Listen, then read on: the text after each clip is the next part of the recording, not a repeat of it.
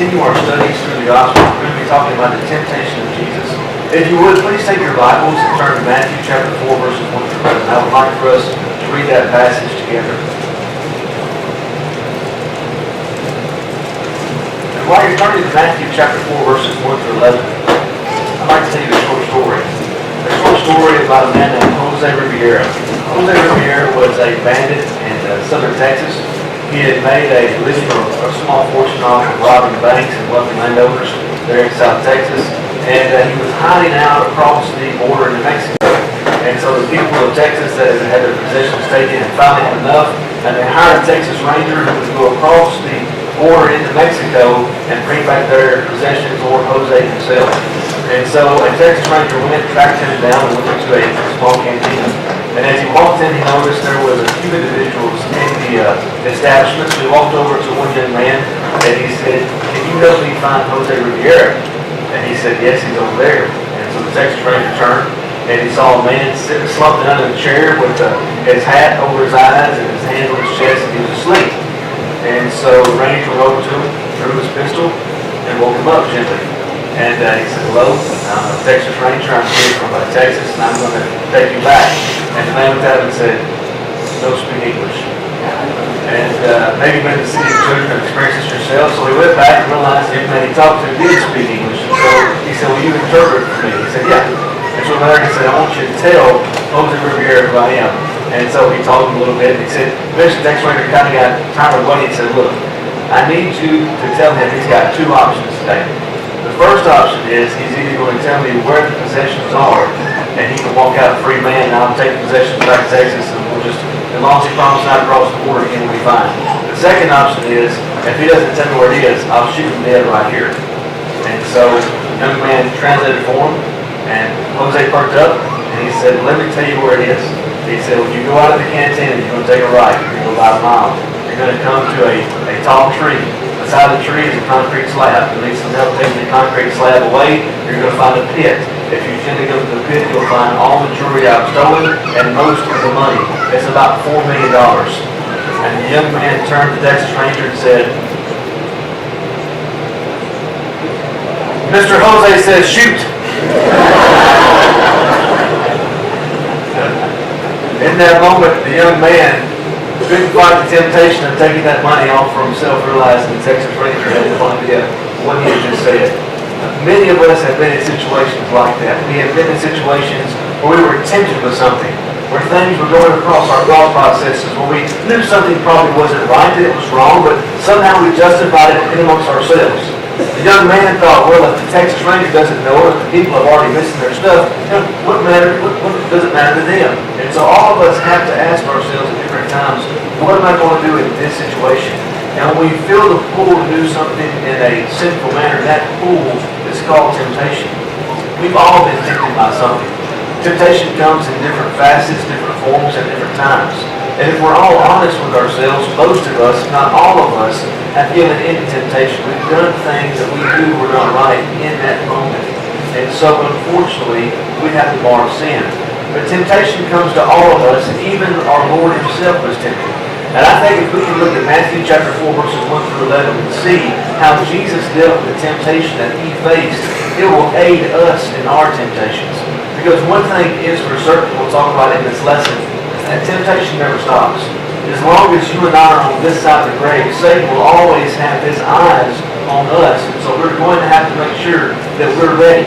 And so when Jesus is baptized in the River Jordan by John the Baptizer, the passage tells us that he is led away or taken by the Spirit to the wilderness by himself. And there he fasts for 40 days and 40 nights, and Satan comes and tempts him. So this morning I would like for us to read that passage and then to study what our Lord did and then reaffirm our resolve in overcoming temptation by observing how our Lord overcame his temptations. So let's read Matthew chapter 4, 1 through 11 together. Then Jesus was led by the Spirit into the wilderness to be tempted by the devil. And after fasting 40 days and 40 nights, he was hungry. And the tempter came and said to him, "If you are the Son of God, command these stones to become loaves of bread." But Jesus answered, "It is written, man shall not live by bread alone, but by every word that comes from the mouth of God." The devil took him to the holy city and set him on the pinnacle of the temple, and said to him, If you are the Son of God, throw yourself down, for it is written, He will command His angels concerning you, and on their hands they will bear you up, lest you strike your foot against a stone. Jesus said to him, Again it is written, You shall not put the Lord your God to the test. Again the devil took him to a very high mountain and showed him all the kingdoms of the world and their glory. And Satan said to him, All these things I will give to you if you fall down and worship me. And Jesus said to him, Begone, Satan, for it is written, You shall worship the Lord your God, Him only shall you serve. And the devil left him, and behold, angels came and were ministering to him. There are four things that I think are important takeaways from Jesus' temptation, the first of which is why. You might ask yourself, why did the Spirit take Jesus to the wilderness so He could be tempted? What was the purpose in Jesus being tempted by Satan after fasting for 40 days? Well, the first of which I think is to remind us of humility. I think it's quite interesting that Jesus is taking to the wilderness right after He is baptized. The heavens are opened up, the Spirit descends on Him as a form of dove, and the Father says, This is my beloved Son, in whom I am well pleased. A spiritual high. Jesus is about to start His public ministry. And it's at this time on this spiritual high that He has to go to the wilderness, fast for 40 days, and then be tempted by Satan himself. That's normally how it is it not? Oftentimes you and I experience some sort of spiritual high. We feel very confident in our spirituality. We feel very confident in our commitment to the cross in Christ. And that seems to be when Satan attacks the most. We let our guard down. In 2 Corinthians chapter 7, verse 7, Paul says that after he was called into the third heaven, which would have been, we think of heaven, and the Jews had different levels of heaven. But he says, once I was called to the third level of heaven, Satan gave me an affliction. And so you see here that Paul got to see something that we'll never get to see unless we're faithful enough to get to the throne of God in heaven. And yet Paul got to see it with his own eyes. And as soon as he saw those things, he had an affliction from Satan. One of the greatest apostles that ever lived. And so you see that oftentimes we need to be tempted so that you and I will experience humility. That will realize that we cannot stand up and puff out our chest, that we need to rely on God because Satan is always waiting and watching. He is crouching at the door. I think about Peter in Matthew chapter 16 and 17 and also in John chapter 18. Peter is such a great example of somebody coming off a spiritual high only to find himself falling to temptation. In Matthew chapter 16, that passage that many of us know and can recite, Jesus asked the disciples who He is, and He says, You're the Son of God, and He says, I'm going to give you the keys of the kingdom. And then immediately after that, Peter tells Jesus, rebukes him, and says, You're not going to die. I'm not going to let you die. And so in Matthew 16, after He's given the keys of the kingdom, Jesus says, Get behind me, Satan. In Matthew chapter 17, in the Transfiguration, also an interesting note. Jesus fasted for 40 days and 40 nights. Two other biblical characters also did that. Moses did that in Exodus, and also Elijah in 1 Kings. It's interesting in Matthew 17, the two individuals that are with Jesus on the mountaintop are Moses and Elijah. The two other biblical characters who fasted for 40 days. Quite interesting. But here, Peter gets to experience this. Only four disciples, gets to see Jesus on the Transfiguration mountaintop with Moses and Elijah. Peter's one of the four. And then Peter says, Lord, it's good that we've been here, for we should go 3 tabernacles, one to you, one to Elijah, and one to Moses. And then Peter gets rebuked by God, saying, This is my son, hear ye him. And then in John chapter 18, after Peter tells Jesus at the table, Lord, I'll never leave you. If all these other jokers over here leave you and deny you, I'll never leave you. And in John 18, we're told that while they're in the Mount of Olives, it's nighttime, it's an orchard. The Jews send men to arrest Jesus. They've also got soldiers there. So imagine yourself in the dead of night in an orchard with soldiers coming behind the trees to get closer to Jesus, waiting in the darkness, waiting for Judas to give the signal of kissing Jesus on the cheek. And then all of a sudden they emerge from the darkness. What are you going to do? Well, I'll tell you what Peter does. He takes out a sword and he hits one guy upside the head and cuts his ear off. Surrounded by soldiers. He's got one little sword. We give Peter a hard time, but Peter was a man of action. But in John 16, look what Peter does. He's in the courtyard of the high priest.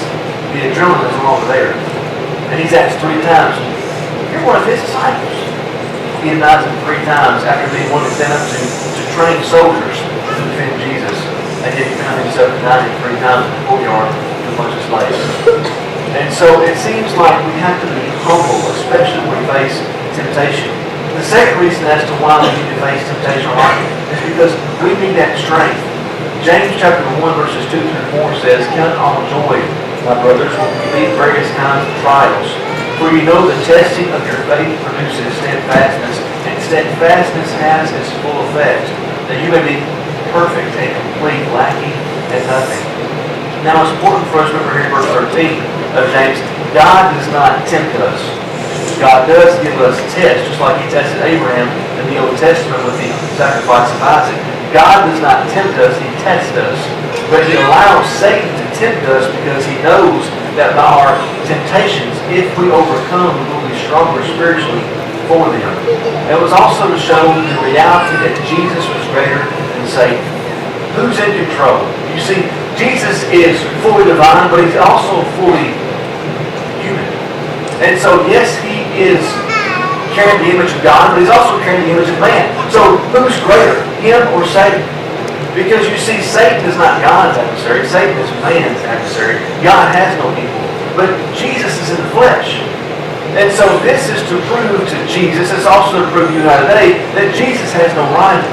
And so Jesus waits for 40 days in the wilderness, waiting for temptation. And when that temptation comes, it is clear that Jesus is in control and he is empowered. Satan is no match. You see, Jesus took on the flesh. Hebrews 2 says he was made in every respect like we are. Hebrews chapter 4 verse 15, you may say, well, yeah, Jesus was able to have temptation in the wilderness.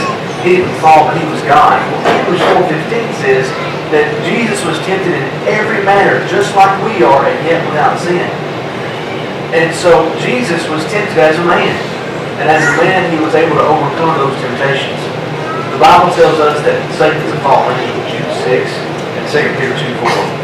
The Bible tells us that he was the first sinner in 1 John chapter 3, verse 8. He's the originator of sin, John 8, verse 44. He will tempt mankind all of his days, Revelation chapter 20, verses 2 and 8. But he will be conquered by the Redeemer, John 12:31, and also Revelation 12:9. And he can and will be conquered through you and I, through the grace of Christ, if we are faithful. 1 Peter 5:8 and 9, and also James 4:7. Resist the devil, and he will flee from you. Jesus, if he would have sinned, could have not been the spotless Lamb of God that would have taken away your sins and my sins. If Jesus would have not passed the test, he would have not been that perfect sacrifice, and thus sealing our fate of eternal damnation in hell. And so when Jesus was facing those temptations, he had the souls of humanity on the line. I think it's interesting to look at these 3 temptations. We all know what sin is: lust of the flesh, lust of the eyes, and pride of life. If you look at the 3 ways that Jesus tempted here, it fits along those modes. You see, Satan tempts in 3 basic ways. The first way that he tried to test Jesus or tempt Jesus here was through the lust of the flesh. And you may ask yourself, well, what is the lust of the flesh? The lust of the flesh is instant gratification.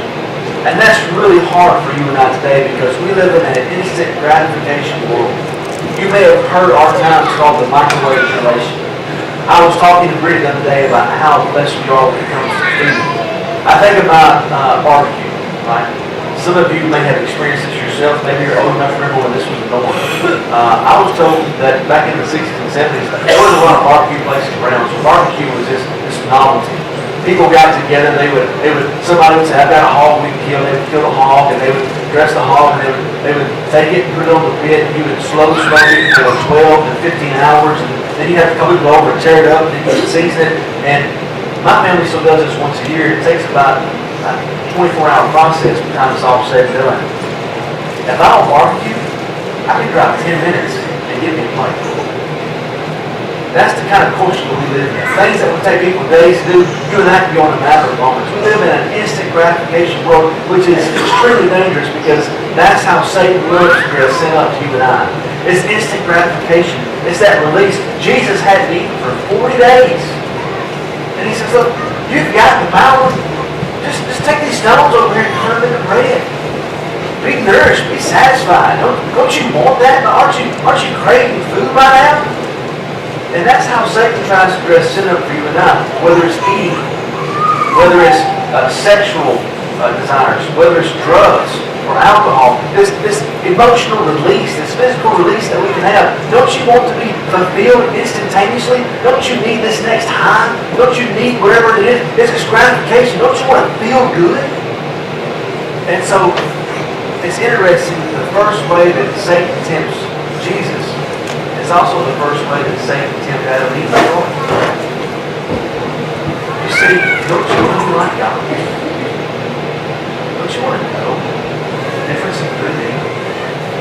This instant gratification is what we live in. We have to be extremely careful. That seeks to exploit pleasure. You see, God created food. Food's a good thing, but if we abuse it, sin. God created sex. If we use sex for parameters of marriage, it's a good thing. If we abuse it, it's sin. God created all these things, and we have to take control of our desires and not give in to instant gratification. How did Jesus stand up to this? Well, he uses Scripture to combat Satan. Psalm 119:105 says, "Your word is a lamp to my feet and a light to my path." We're told that we can use it as a weapon in our spiritual warfare today in Ephesians chapter 6.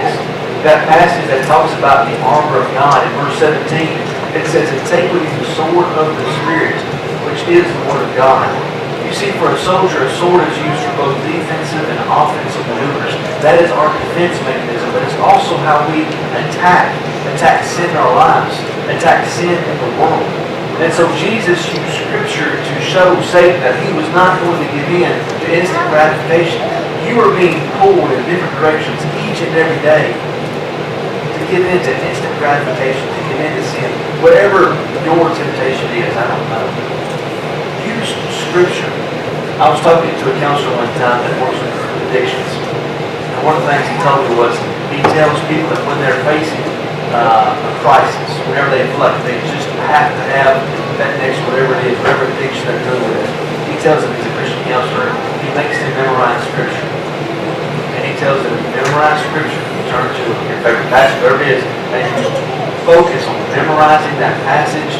And if by the time you have that verse memorized, if the urge has not gone away, you move to the next one. And he says it's really successful. Because what it does is it takes your mind off of what that addiction is, and you use it productively trying to get yourself to memorize something. Rote memorization. It's a distraction mechanism, but it's highly effective if we use it the proper way. We've got to use Scripture, just like our Lord used Scripture, to overcome the lust of the flesh. The second thing that Satan tries to use with Jesus is the pride of life. He tells him that, just throw yourself off the pinnacle of the temple. You know, you're so important. I mean, God loves you. And you're so important. And it says in the Psalms that He's not let anything happen to you. And so, since you're so important and you're this great person and God loves you so much, just do it. You'll be fine. He quotes there from Psalm chapter 91, verses 11 through 12. Jesus is not going to be that arrogant. Jesus is not going to be that haughty. But I do think it is pretty interesting how Satan tries to use these unhealthy cravings, whether it is for attention, for position, for authority, or identity, or appreciation. We live in a day and age where individualism is praised above anything else. You're the most important person in the universe. Have you ever met anybody like that? They thought they were, like, the entire universe revolved around them, right? They were the equator, I guess. Equator, it doesn't matter. They were the whatever, okay? They were the center. Okay, and so we have to be careful not to give in this temptation because that's the culture we live in. If you have a bowel movement, we don't need to know. Don't put it on Facebook. You know, Facebook is not a diary, okay? But that's the culture which we live in, right? And so we have this mentality in our culture that you're the most important person. Be arrogant, get to the top, step on people. It doesn't matter who's happy just as long as you're happy. We laugh, but Satan uses that today. How many times have you heard, well, I know that's probably not right, but it makes me happy, and God wants me to be happy. And as long as I'm happy and God loves me, he'll probably be okay with that. Anybody heard that one? No hands, just me? Okay. Got the wrong friends here, okay? All right. Well, I just feel good. I feel like this would be okay. I think God would like this. That's what I think. Man, there's a lot of eyes in there. Well, I know we don't have any scriptural precedents to do that in worship, and I know we're worshiping God, but I think that I should be able to make decisions about what I like in worship. It's arrogance, haughtiness, it's pride. It's standing back and saying, you know what? I get to make the final decisions. I get to decide how I live my life. I get to decide how I worship my God. I get to decide how I step on people in this life. It's arrogance. And Satan tries to use that with us all the time. Maybe you have been somewhere where someone has tried to twist Scripture to fit their arrogance or to fit their ambition. Right? They wanted something so bad in their life, they found a verse to justify it, whatever it was. Satan did the exact same thing with Jesus. 2 Timothy 2:15 says that we've got to be workers rightly dividing the word of truth. You can rightly divide the word of truth. You can wrongly divide the word of truth. Satan did that very thing to Jesus. And so we have to be sure that we know what the Word of God is. 2 Timothy 3:16-17. All Scripture is breathed out by God and proper for teaching and correction and reproof and training in righteousness, that the man of God be complete and equipped for every good work. We've got to know the Bible, because there are people out there, Satan or agents of Satan, who will twist Scripture. They tried it with Jesus. If they tried it with the Son of God, they'll try it with you. And if you don't know what the Bible says, you're not going to be in the position that Jesus was to be able to say, take that out of context. What about this passage? And so we have to combat the pride of life. Humility is the key. The pride of life says that you're the most important person. The Bible tells us, humble yourselves therefore under the mighty hand of God, and at the proper time He will exalt you. If you're seeking exaltation in this life, you've missed the boat. Our exaltation comes in eternity. We're not concerned about the pride of life, about being the most important person in the room, about letting everyone else know how good we are. I remember when I was a boy, I wasn't that good at sports, but my dad would always tell me, you let your talking on the field. If you're good enough, other people will tell everyone how good you are. You don't need to say anything at all. Well, that's kind of how it is as Christians. If we're living our lives faithful with the Lord, you let Him tell you how good you are on the head. You don't have to go for yourself. The third thing that we see here is the lust of the eyes, greed, envy, covetousness, materialism.